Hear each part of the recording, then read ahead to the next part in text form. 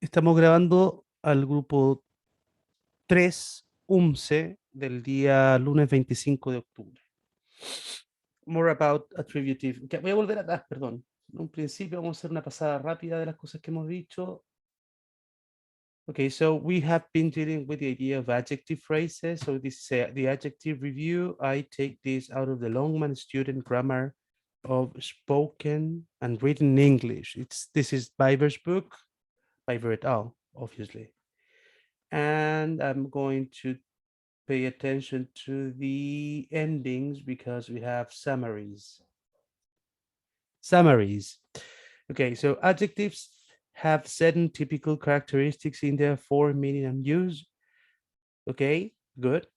We have central adjectives because they share all of these characteristics. That is to say, they share the idea of role, attributive or predicative, the idea of comparison, comparative form,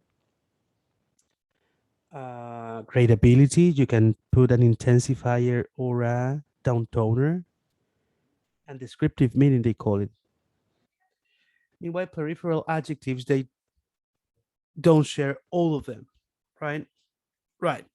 Then adjectives have two major functions, attributive and predicative. That is to say, they can be placed inside of noun phrases as premodifiers, and predicatives when you can find the adjective, that is to say, the adjective phrase right after the copular verb. Therefore, you can have a subject complement or object complement. New adjectives can be formed in three different ways. The use of participial forms, that is to say, verbs ending in ing or ed, that you can turn them into adjectives.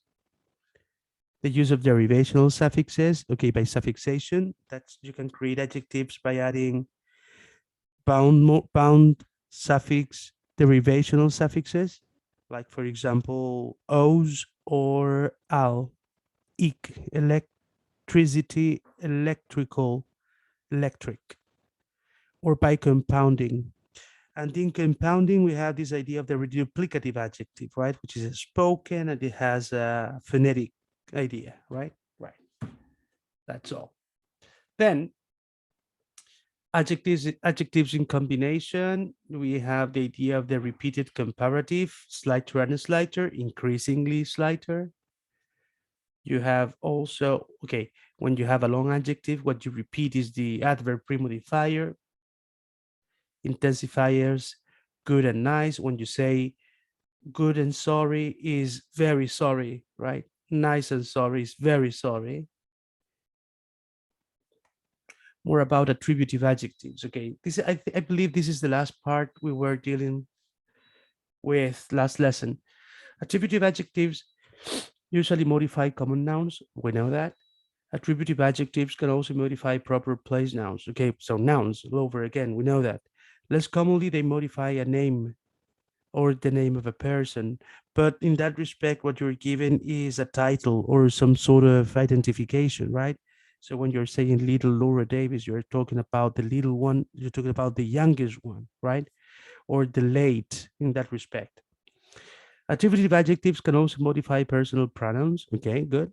Although these adjectives plus personal pronoun combinations are generally rare, they do occur occasionally in conversation and fiction, especially in exclamation. Okay, got it? Good. So lucky, poor, and silly. Lucky you, poor me, silly old him. I've been highlighting this idea of silly old him is quite interesting because you have two different adjectives modifying a pronoun. Nothing new. More about predicative adjectives. Okay.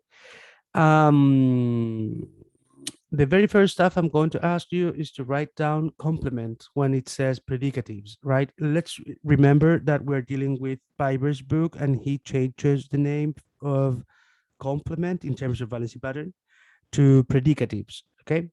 So when you're reading subject predicative, you're reading subject complement.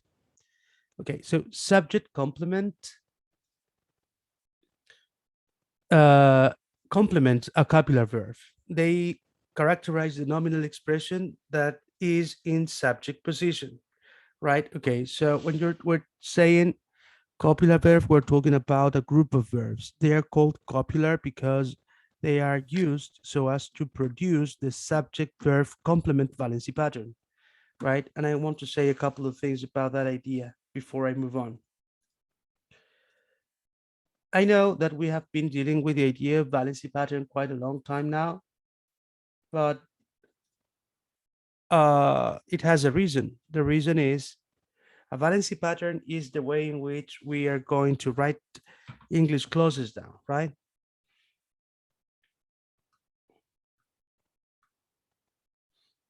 So with a valency pattern, we are going to create clauses on the one hand. The second interesting stuff about the valency pattern is the fact that they are pre-made, which means you can create a new one, right? Right. Therefore, you will always have these valency patterns.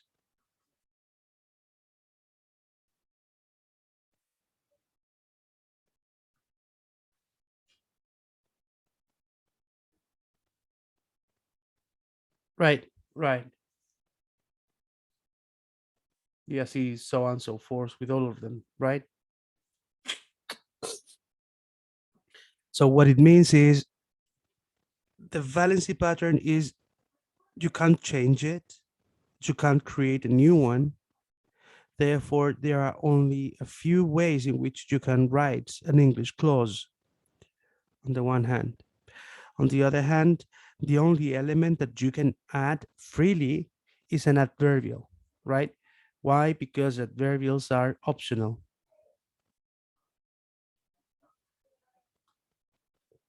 And because of that, you can have optional adverbials added to every single one of these different patterns. Okay. Okay. Now, as we're talking about adjective phrases,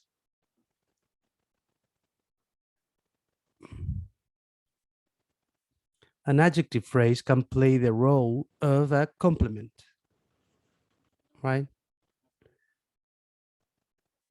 Therefore, it can appear a complement can appear within two different valency patterns, SVOC or SVC, right? Right.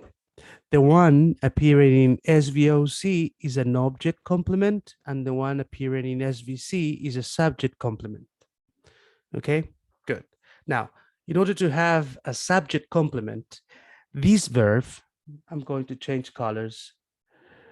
The main verb, the main verb inside of this verb phrase must be a copular verb.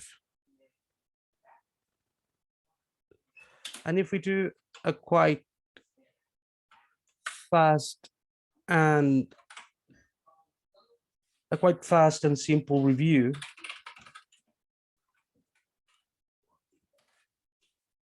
within the internet, we're going to find this, right? A copular verb is a special kind of verb used to join an adjective or noun complement to a subject, okay? A noun or adjective complement, whatever. We're talking about subject complements. Be careful because subject complements can be performed by adjective phrases, but also by noun phrases. Therefore, here we have a list of the different copular verbs, right? The verb be in all its forms, the verb appear, seem, look, sound, smell, taste, feel, become, and get, right? Therefore, in order to have or to produce a subject verb complement valency pattern, the main verb, the verb head, must be a copular verb.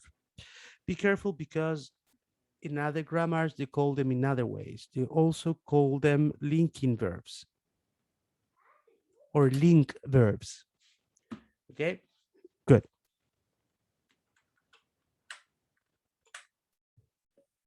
All over again. Subject, predicative, subject complements complement a copular verb. Good. they characterize the nominal expression that is in subject position. Okay, that's interesting. Why? Because they don't say noun phrase in subject position. They say nominal expression in subject position.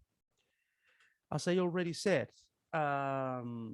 subjects are the doers of the action.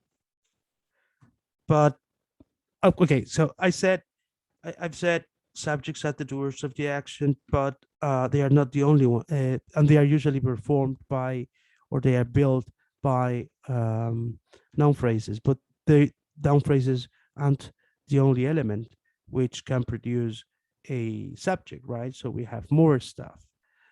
For example,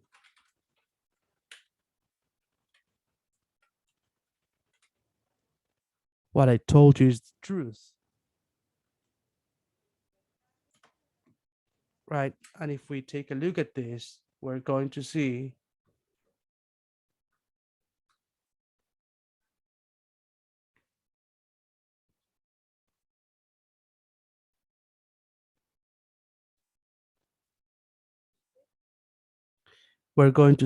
that the WH clause is acting as a subject, right?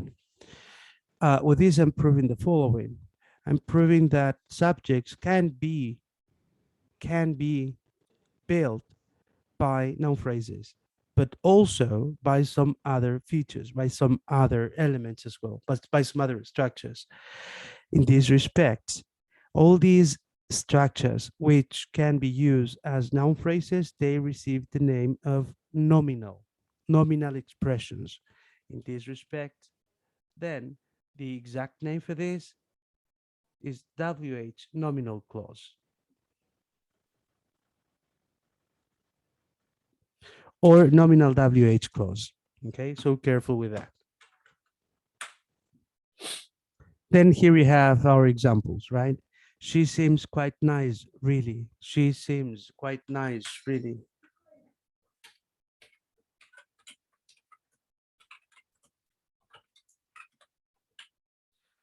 In this example, then what we have is the following. She seems, who, she, how, quite nice, really.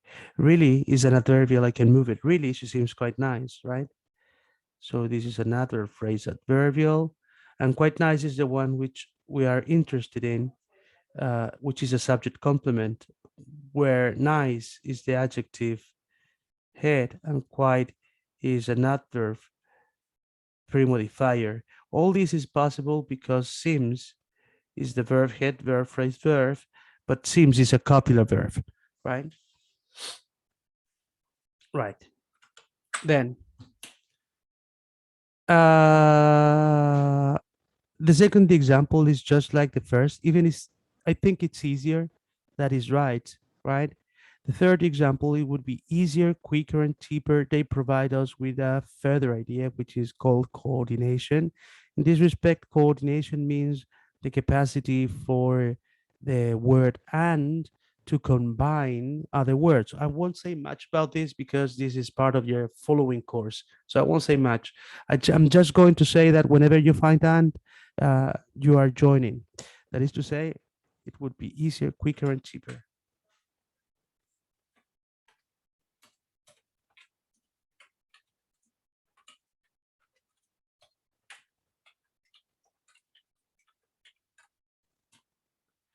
What I'm going to say is this, is it would be, how would it be?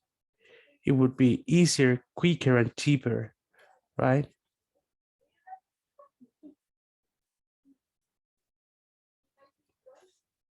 Verb head, and this is an adjective phrase, subject complement, and is a coordinating conjunction, which means it is the word which we're going to use in order to combine these other adjectives, right? All of them, easier, quicker, and cheaper, they are adjective heads.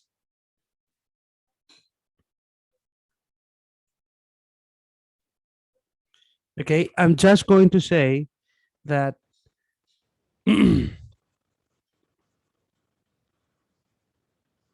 coordination means combining, right? And in order to create coordination, you need a very specific type of word class called coordinating conjunctions. Coordinating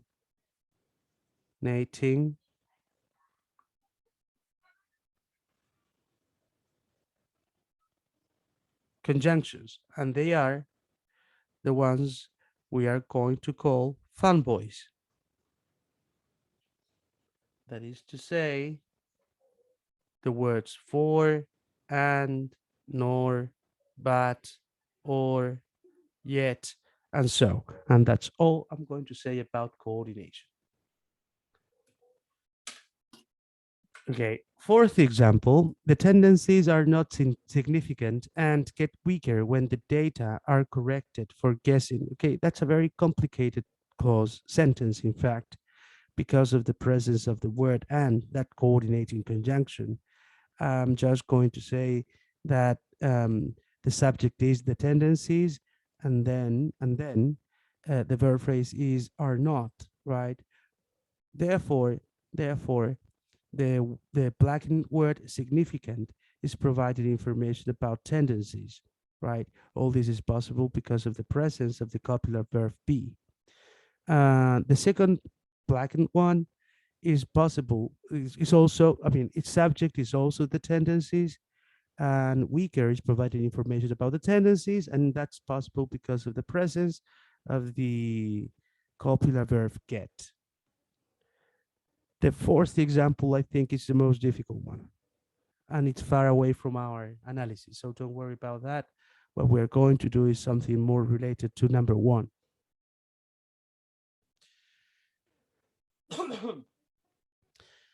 Many of the most frequent predicative adjectives occur with a phrasal or clausal complement of their own. That is, they have a prepositional phrase to infinitive clause or that clause that complements their meaning.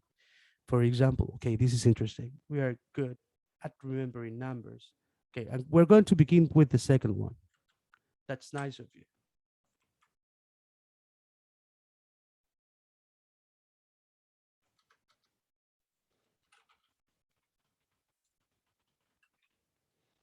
Okay, here we have a clause, and the interesting stuff about this is the fact that adjective phrases can take complements. So I'm going to write down the noun phrase and the subject, the noun phrase subject and the verb phrase verb. I won't say much about that, but then that is nice of you, right? Nice of you then is an adjective phrase, even though it has a prepositional phrase inside. Why? Well, because nice is an adjective head, and then you have a view, which is a prepositional phrase, and in this case is a complement. Yes, adjective phrases can take prepositional phrases as complements, right?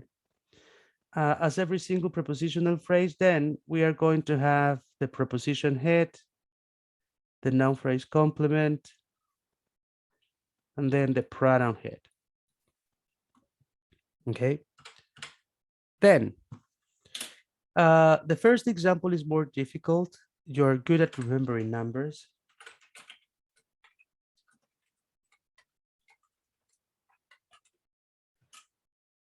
It's more difficult because of the prepositional complement, but that's it. You are right. I won't say much. This is simple and easy.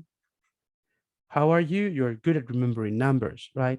So this is an adjective phrase all over again. Good is the adjective head. And then I have at remembering numbers, and this is something new. Prepositional phrases can take noun phrase complements. We know that. But they can also take ing clauses as complements, or they can take ed clauses as complements.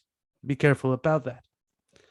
Therefore, at remembering numbers is an ing clause. Let's remember that the real name for this is non-finite ing clause, right? This is the complement. Then at is my preposition head, and then we have our clause, right? No, me equivoqué, perdón. El análisis está malo porque esto va ahí. Esto tampoco va ahí. Perdón. Ahora sí. At, remembering numbers, es una prepositional phrase complement hecha de una preposition head y ahora sí. ing clause complement y la ing está hecha de two different phrases, remembering what? Numbers. Verb head and then numbers is my noun phrase object, noun heads, right? Be careful with prepositional phrases. They can have other elements as complements instead of noun phrases, for example. Then we have we have the first example. Well, you're good at remembering numbers. Good. That's an example for an adjective phrase with a prepositional with a prepositional phrase as a complement.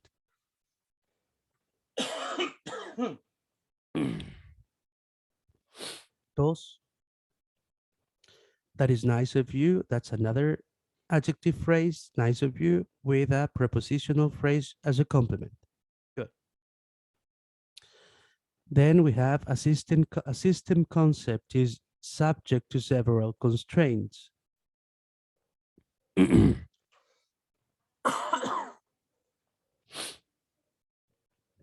This example, I think, is very interesting because a system concept is the subject, then we have the verb is, and then you have subject, right? Is subject, is sujeto de, right? Is subject to several constraints, right? And there you also have a noun phrase, a prepositional phrase as a complement for this adjective head. Then we have the clausal complement, to look good enough to eat, he said. I'm going to do that. You look good enough to eat.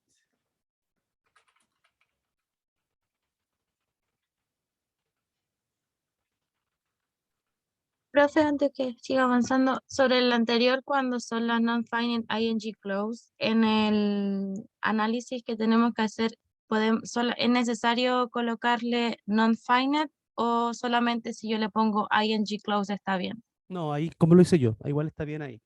Si Ya. fuéramos súper, hiper, requete contra estrictos, claro, tendría que escribir non-five, pero el análisis siempre se queda corto en espacio. Sí, ¿Cachai? Entonces, para evitar el problema de escribir que te quede corto el espacio, ing clause para nosotros en este curso, por ahora está bien. ¿Sí? ya. Eso. You look good enough to eat. You look, how do you look good enough to eat? ¿Cierto? Cierto. Entonces, noun, phrase, subject, verb, adjective, phrase, subject, complement, good, adjective, head, and then enough to eat. Be careful with this. Enough is very particular. Why? Because you can post modify an adjective by using enough. Post modifier. Okay, so enough is an adverb post modifier, and then you have to eat, right? And to eat is a true infinitive clause acting as a complement, right? And inside of this, parentheses, we have the verb phrase verb and the verb head. All over again, be careful with enough. Enough is an adverb, and that adverb goes after the adjective head. Think about any other example. You are strong enough, brave enough, big enough, short enough, ugly enough, beautiful enough. It's it, it's always after the adjective head. Okay, so careful with that. That's it. Finally, I'm sure the warm affinities between Scots and Jews arise out of the appreciation of herrings. Okay, that's a clause, right? How do we know it's a clause? Well, because there is an omitted that right after sure. I'm sure that the warm affinity, you see that? So therefore, the warm affinities till herrings is a that clause acting as a complement. I'm sure that. Be careful because most of the time you're not going to write down that, right? You're going to meet it. So you have to pay attention, to must pay attention. Okay. In general, English does not allow adjectives with prepositional or causal complements to occur in attributive position. That's also really interesting because they're saying, okay, even though we're talking about subject complements, we're talking about subject complements, there's a small, I mean, small, very small, but there's a chance, there's a small chance for an adjective phrase pre-modifier to contain all these structures, I would say, right? All these different forms. So, all as always, be careful what when you're analyzing noun phrases in this case, right? Right. Then object predicatives. All over again, object complements. Object complements occur with complex transitive verbs. Okay, so here we have a new name. So as verbs can be labeled as being auxiliary verbs, main verbs, copular verbs. Here we have something new, transitive.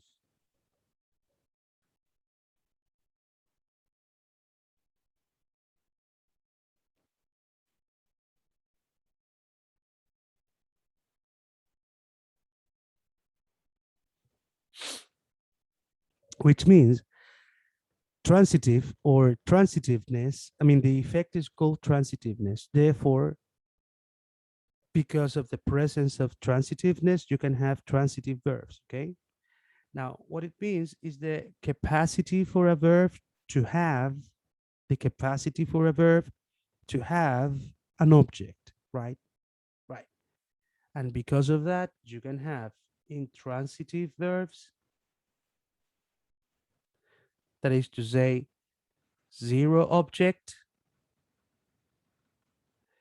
You can have monotransitive, that is to say, quite obviously, one object. You can have detransitive, that is to say, two objects. And finally, you can have complex transitive,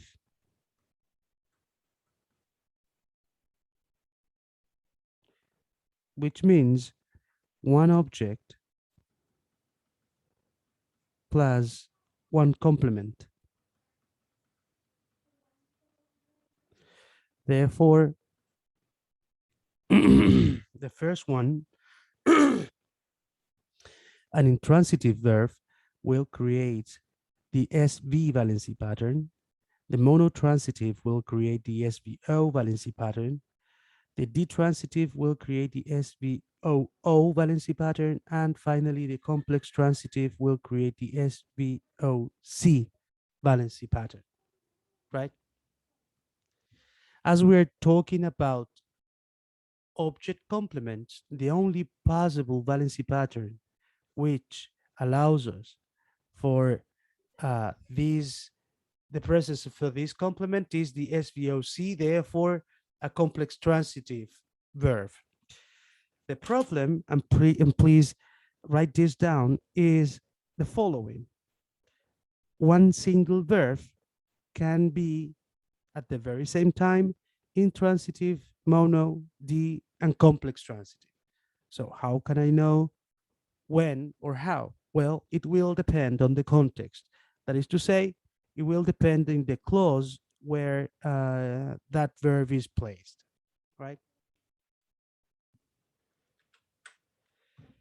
Good. Object predicatives occur. Oh, crap. Wait. Yeah. Object complements occur with complex transitive verbs, we know, following the direct object. Okay.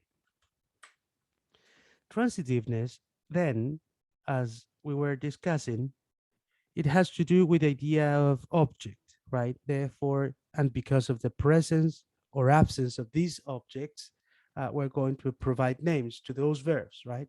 Right. Now, objects, as you can see, you can have two of them, two different objects. You can have the direct object and the indirect object. And as you can see, the only valency pattern allowing the presence of both of them is the detransitive valency pattern, the detransitive verb, right? Right. The direct object is the direct receiver of the action, and the indirect object is the indirect receiver of the action. I won't say much about that. What is interesting is this.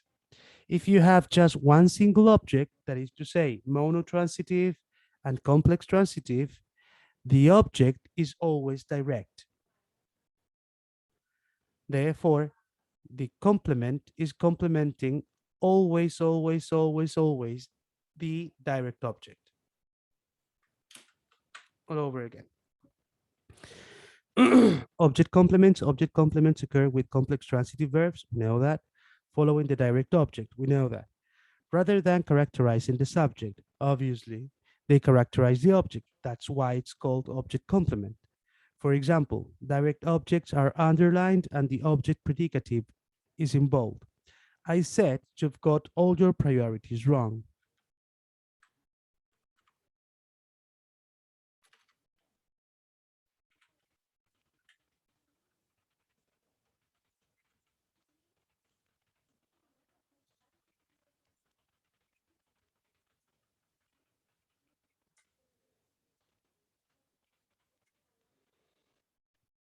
Okay. I'm going to make this bigger. Okay. I have said noun, phrase, subject, verb, phrase, verb. I have said you have got, I have said that you've got all your priorities wrong. So clearly, this stuff is a clause. What type of clause is a that clause? Why that clause? Because there's a that emitted between said and you. I've said that you've got all your priorities wrong, right? The question is, what is this? I have said. What have I said? That you've got all your priorities wrong, right? Therefore, this is an object. As it is the only object, is a direct object, right? The direct receiver of the action. Then, as this is a clause, therefore, there are phrases. So I can see have got, you've got what? All your priorities. And how are those priorities? Those priorities are wrong. So I'm going to state that you is a noun phrase subject made out of a pronoun head. Have got is a verb phrase verb made out of two different elements, the auxiliary verb pre-modifier have and the verb head got. Then you have the object, right? Noun phrase object, all your beautiful determiner phrase with all and your, and all is a predeterminer and your is a post determiner, and then priorities is my noun head. And finally, I've got, no, lo hice mal.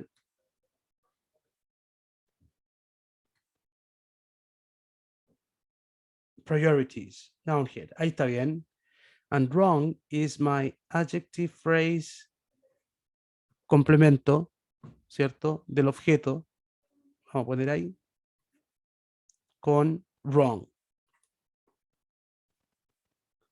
Adjective head. Be careful with a lot of stuff.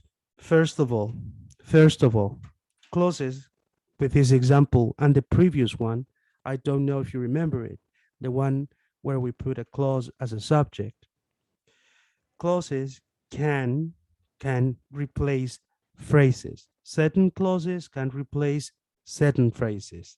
When these certain clauses replace noun phrases, we call them nominal. Therefore, the first one was called WH nominal clause because it was replacing the noun phrase in a subject. This second one will be called that nominal clause because it's replacing the noun phrase as an object.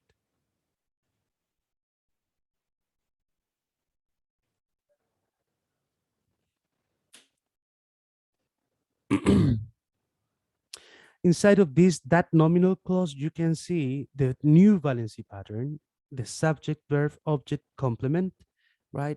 And in this valency pattern, we can find the adjective phrase object complements, right? Right. I'm going to state this all over again. Please let's remember the fact that a clause is something like a rectangle, right? And which can be divided in different elements, but each of these different elements can be further divided, right? The interesting stuff is the fact that, as you can see, apparently, well, not apparently, but it is in this way. There are certain clauses which can be part of another clauses, right? This concept of dependency, dependency is called subordination. I won't say much about that because you are going to study this next year. But this process, the process of putting one clause inside of another, is a process called subordination.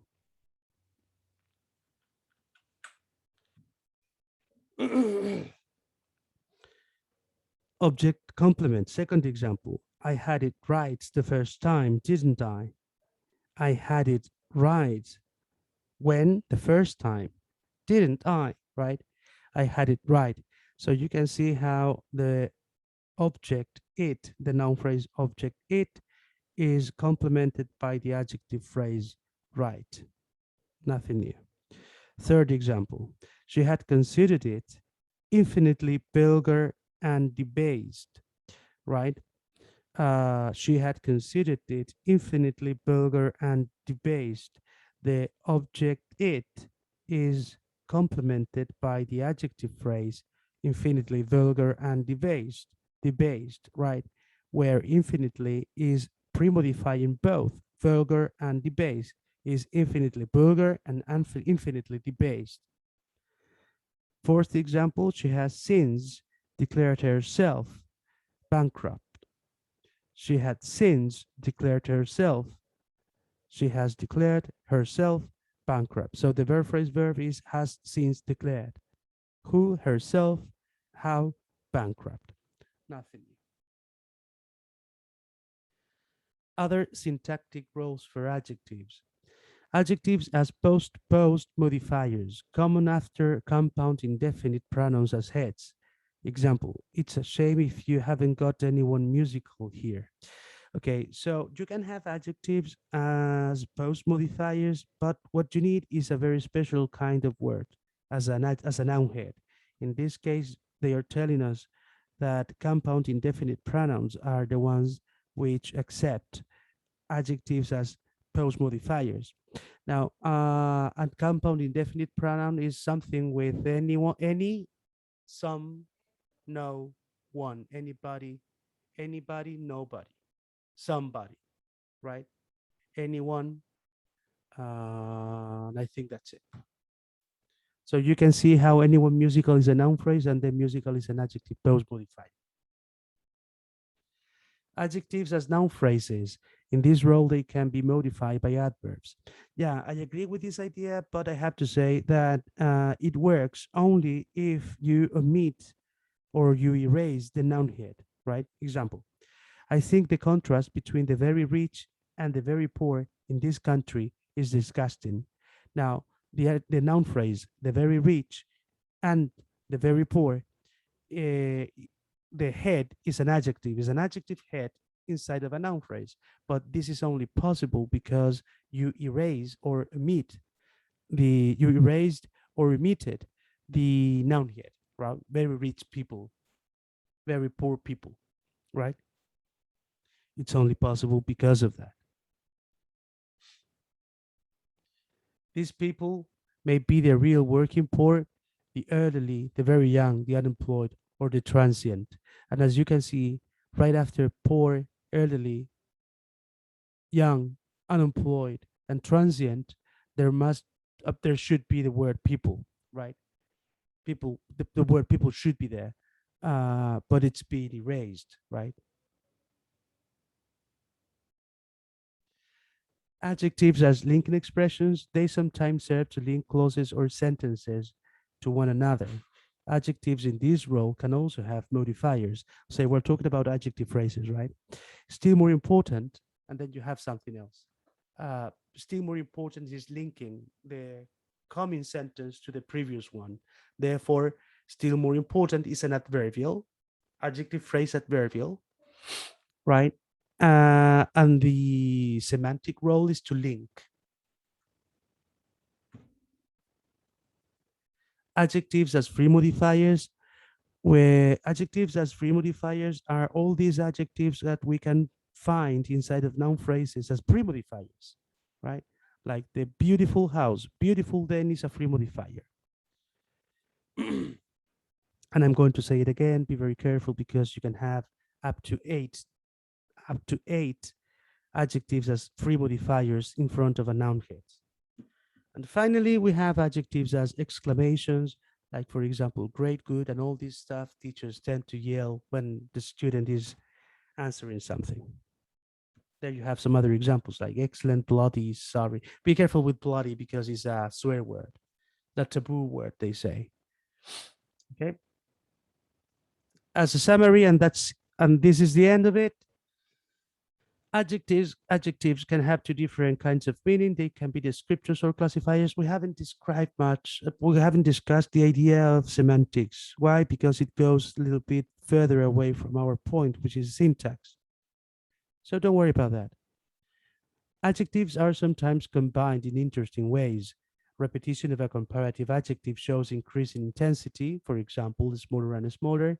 Combination with good and or nice and intensifies the meaning, good and ready. Attributive adjectives occur mainly before common nouns. Okay, attributive adjectives, they tend to occur in front of nouns and with some exceptions, right? Pronouns and usually proper nouns.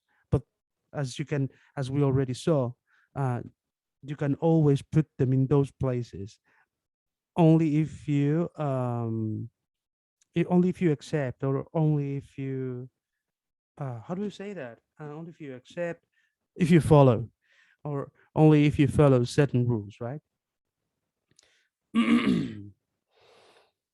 Attributive adjectives occur mainly before common nouns, but they can also occur before proper nouns and personal pronouns. The frequency and use of attributive adjectives varies greatly between conversational and academic prose.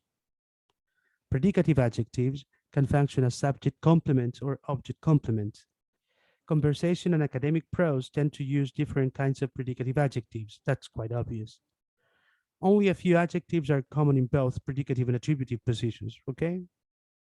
Adjectives have 5 syntactic roles in addition to their attributive and predicative roles. They can be postposed modifier only if they follow compound indefinite pronouns. They can be noun phrase heads if there is an omission of the noun head. They can be linking expressions, no problem. They can be exclamations, the things teachers tend to say. And finally, they can be free modifier. And that's all. Any question about adjectives or adjective phrases?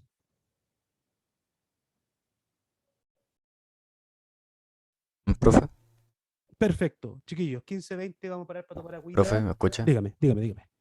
Disculpe. Eso que dijo recién de los free modifiers, creo que era. Free adjective, no recuerdo bien. Some adjectives as free modifiers. Dijo que habían 8 de ellos. No recuerdo bien si es que Hay un ya lo orden. había pasado. Sí, mira, hay un orden. No, no es este.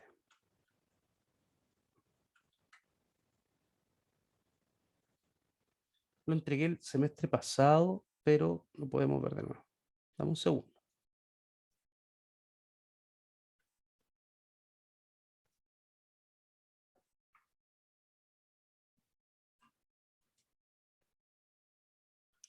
Ese orden. Inside of a noun phrase, you can have up to 8 different adjectives modifying the head. When I'm saying this, I'm saying that all these 8 different adjectives, they are considered to be free modifiers. Why? Because you can change them and they are not attached to anything else than the noun head.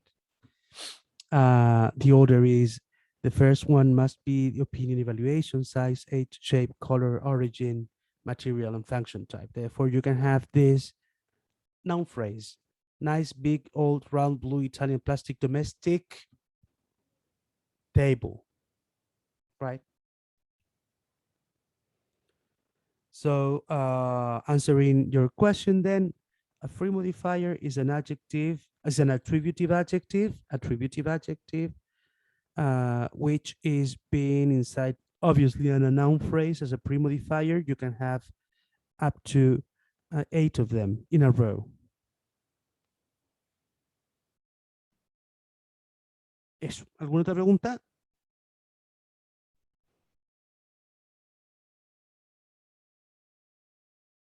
No.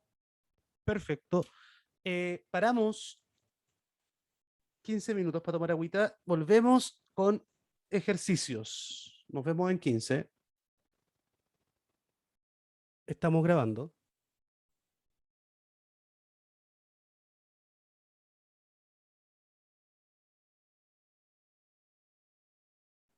Vamos a partir por la primera, que se ve más sencilla.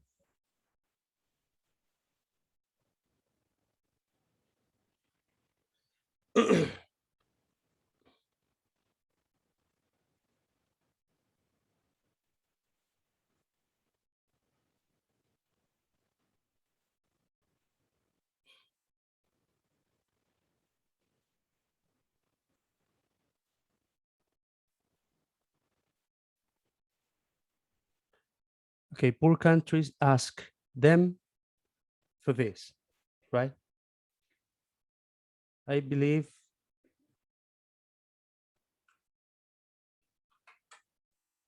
it's an indirect object and a direct object.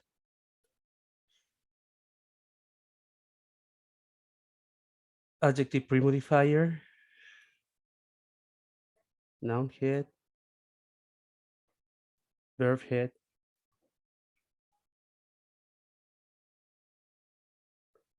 once. Eso es un pronoun, ¿cierto? Porque reemplaza una cosa.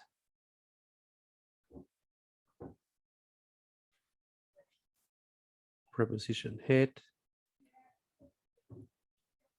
noun phrase complement, noun head.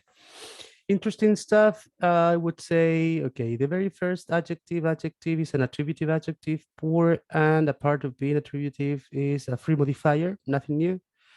The second noun phrase, rich ones, the interesting stuff is the fact that once is a pronoun, and then you have the adjective, the attributive adjective rich, pre-modifying a pronoun. And that's it.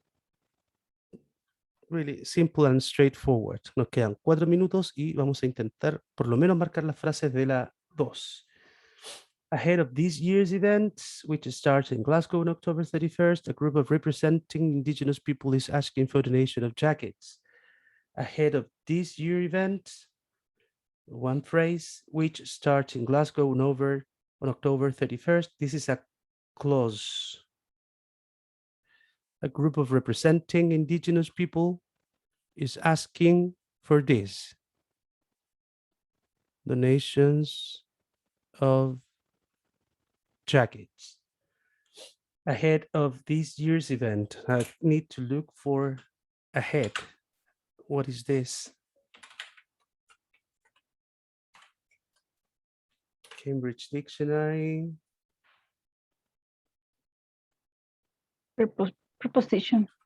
Is a preposition? Sí, sale como ahead of. Ahead of, maravilloso sería preposición. A mí me sale un adverbio. Pero ahead of junto aparece como preposition. Maravilloso. Preposition, maravilloso. Therefore, this is a prepositional phrase. Prepositional phrase, adverbial, because it answers the question when, ahead of this year's event, which starts in Glasgow October 31st, se mueve, ¿no? They are asking, no, equivocado, no está separado. Ese which está dentro de events porque nos dice cuál es el evento. Borrador.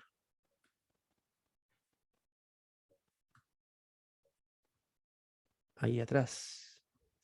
¿Cierto? Turun. Entonces tengo mi noun phrase complement hasta aquí. This year's events, this year's genitive phrase. Ahí está. Which es un pronombre. Starts donde? In Glasgow on October 31st. Glasgow, October 31st. On October 31st. October 31st. Eso. A group representing indigenous people is asking for donations of jackets. Gigante. Okay.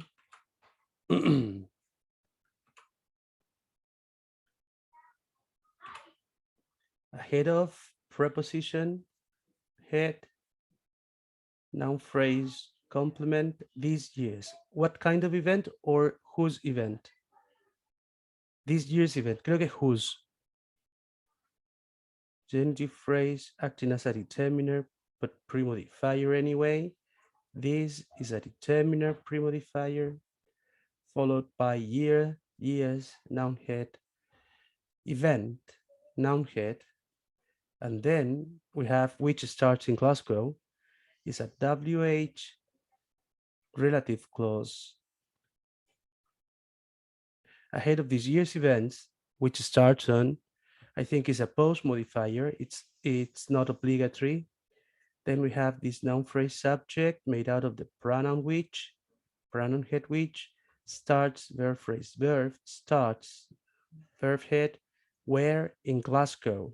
Therefore, prepositional phrase adverbial with the preposition head, noun phrase complement, noun head Glasgow, and next to that on October 31st, prepositional phrase post modifier with the preposition on, and next to that October 31st, noun phrase complement. I believe October 31st is something like a name.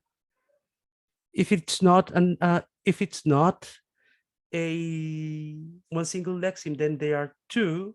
Let's do it with two. October would be a noun premodifier, and 31st would be an enumerator. It's a number enumerator, and that would be the head, right? Because it is not, well, it's difficult because we don't know what's more important, October or 31st, right?